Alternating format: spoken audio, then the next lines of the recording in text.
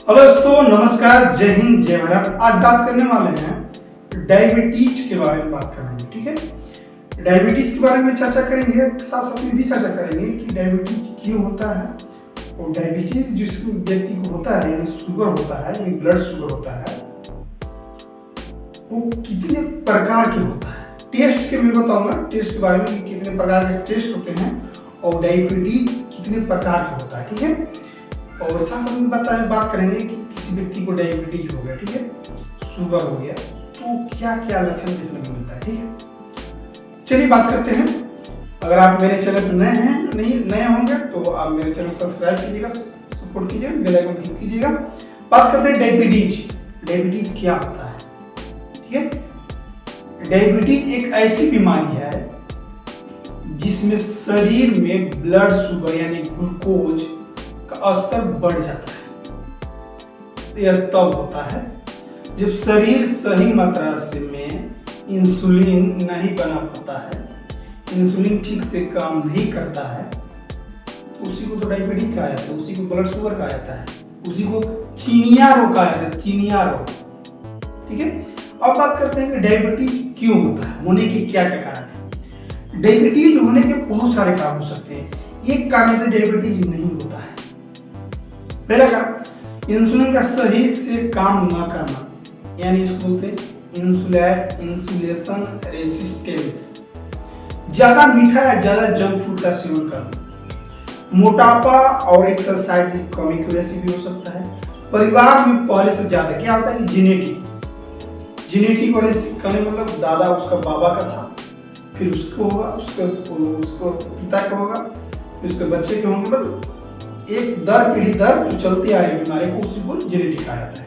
ठीक है, तनाव की वजह से हो सकता है, स्ट्रेस की वजह से हो सकता है, खराब लाइफ स्टाइल की वजह से भी आपको डायबिटीज हो सकता है।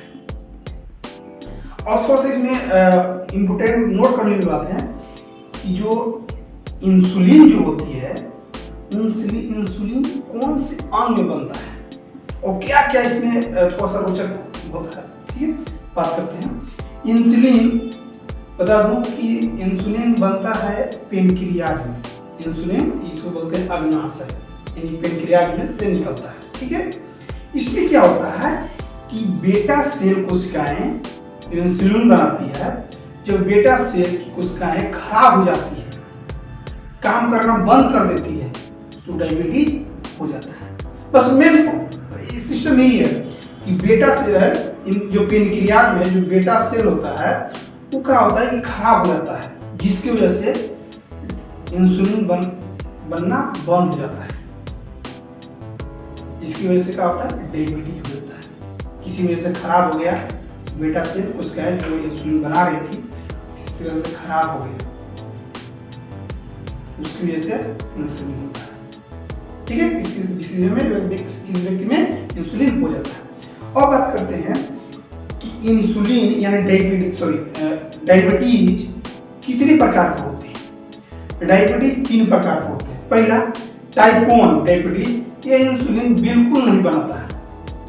क्या होता है इंसुलिन टाइप 1 में? इंसुलिन बिल्कुल नहीं बनता है। टाइप 2 में क्या होता है? टाइप 2 में होता है कि इंसुलिन बनता है लेकिन सही से काम नहीं करता है। ठीक है, दूसरा अब टाइप 3 जिसको बोलते हैं गेस्टेशनल डायबिटीज। ये क्या होता है? ये तब होता है जब गर्भावस्था में महिलाएं होती है तब होता है, और क्या होता है कुछ दिन के लिए होता है, फिर उसके बाद नॉर्मल हो जाती है। इसे प्रेगनेंसी के समय ऐसे भी होता है, जैसे कि प्रेगनेंसी के समय चाहे 1 हफ्ता पहले या प्रेगनेंसी चाहे डिलीवरी उस समय लगेगा शुगर हाई है, लेकिन जब डिलीवरी हो जाता है, प्रोसेस जो होती है वो हो जाता है, तो देखिए शुगर नापिएगा तो नॉर्मल होता है, उसको बोलते हैं गेस्टेशनल डायबिटीज। वो इसको माना जाता है, लेकिन ऐसे गर्भावस्था के बाद जो डिलीवरी हो जाती है उसके बाद एक बीमारी जो डायबिटीज होता है खत्म हो जाती है। ठीक है, अब बात करते हैं कि किसी व्यक्ति को अगर डायबिटीज हो गया तो क्या क्या लक्षण देखने को मिल सकता है।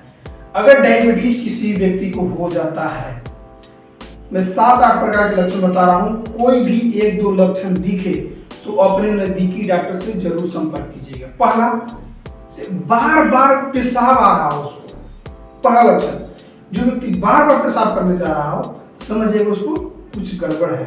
बेटा सेल, जो बेटा सेल होता है जहाँ पे इंसुलिन बनती है, वो अच्छी तरह से काम नहीं कर रहा है। ठीक है, बहुत ज्यादा प्यास लग रहा हो उसको, बार बार भूख लग रहा हो, वजन कम हो रहा हो दिन प्रतिदिन, कमजोरी महसूस कर रहा हो, थकान महसूस कर रहा हो, कोई भी घाव तेजी से भर रहा हो, आंख की रोशनी कम धीरे धीरे हो रहा हो, तो समझ जाइएगा कि उसको डायबिटीज के पेशेंट धीरे धीरे बनते जा रहा है। ठीक है, ये था लक्षण। अगर ये लक्षण दिखे तो अपने नजदीकी डॉक्टर जो होते हैं उनसे जरूर संपर्क करें। अब बात करते हैं बचाव, यानी किसी भी व्यक्ति को डायबिटीज ना हो उसके लिए बचाव। ठीक है, डायबिटीज चाहे डायबिटीज हो गया हो तो उससे डायबिटीज के लिए सुधार धीरे धीरे कैसे किया जाए, ठीक है, उसके लिए बता रहा हूँ क्या करना होगा आपको। जो मैं बता रहा हूँ अगर सही तरीका आप अपना लेते हैं तो आपको डायबिटीज कंट्रोल रहेगा। ठीक है, तो कंट्रोल में रह सकता है। ठीक है, डायबिटीज बता रहे हैं कि डायबिटीज से बचाव के पूरी तरह से आपके लाइफ स्टाइल पर निर्भर करता है। डायबिटीज से बचने के लिए पूरी तरह से आपका लाइफ स्टाइल पर निर्भर करता है। ठीक है, अगर आप अभी से ध्यान दे रहे हैं तो इस बीमारी को काफी हद तक सुधारा जा सकता है। ठीक है, इसमें इतना बिठा लीजिएगा कि डायबिटीज यानी ब्लड शुगर हर इंसान में होता है लेकिन नॉर्मल होता है। अगर नॉर्मल से ज्यादा हो गया तो उसको बोलते हैं डायबिटीज। ठीक है, इसमें क्या करना होगा, पहले सबसे पहले संतुलित आहार और हेल्दी आहार लें। पहला काम, इसे ज्यादा मीठा चीज नहीं खाना होगा, ज्यादा मीठा, चीनी वाले प्रोडक्ट, मैदा वाला प्रोडक्ट, मिठाई से दूरी बनाए रखना होगा। ठीक है, ये क्या खाना होगा, हरी साग सब्जियां, फल, दाल और फाइबर वाला, जिसमें फाइबर की मात्रा ज्यादा हो वो आपको सेवन करना है। ठीक है, सफेद चावल और मैदा से बना हुआ चीज प्रोडक्ट वो कम कर देना है। जंक फूड को नहीं खाना है, ताला बना हुआ चीज नहीं खाना है। रोज एक्सरसाइज करना है, वजन को कंट्रोल करना है।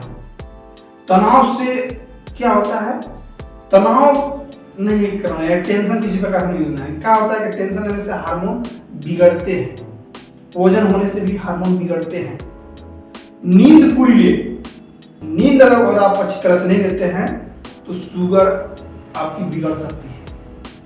धूमपान शराब से दूर रहें। ठीक है, नियमित चेकअप कराएं, ज्यादा से ज्यादा मात्रा में पानी पिए। इतना आप काम जो मैं बताया वो कर लेते हैं तो बता रहा हूँ 98% आप डायबिटीज से छुटकारा पा सकते हैं, यानी आपका हाई नहीं होगा, नजर भी रहेगा तो नॉर्मल रहेगा। ठीक है, अब बात करते हैं टेस्ट बदी। मैं बोला था कि टेस्ट बदी क्या होता है। टेस्ट बदी से एक फास्टिंग हो गया, एक टीपी हो गया, रैंडम हो गया। ठीक है, इसमें तीनों टेस्ट होता है। जैसे खाली पेट हो गया, एक होता है खाना खाने के बाद 1 से 2 घंटा के बीच में सैंपल लिया जाता है, और एक होता है रैंडम, जैसे कभी पेशेंट आ गया उसको निकाले तो ब्लड शुगर पता चल जाता है। ठीक है, तो नॉर्मल ये होता है। ठीक है, फास्टिंग, पीपी, रैंडम। अब बात करते हैं कि जैसे रेंज की बात करते हैं। ठीक है, रेंज में जैसे खाना खा के टेस्ट कराते हैं उसका रेंज कितना होता है। ठीक है, और खाली पेट टेस्ट कराते हैं उसका रेंज कितना होता है, और दिन भर में रैंडम बोलते हैं कभी कराते हैं उसका रेंज कितना होता है।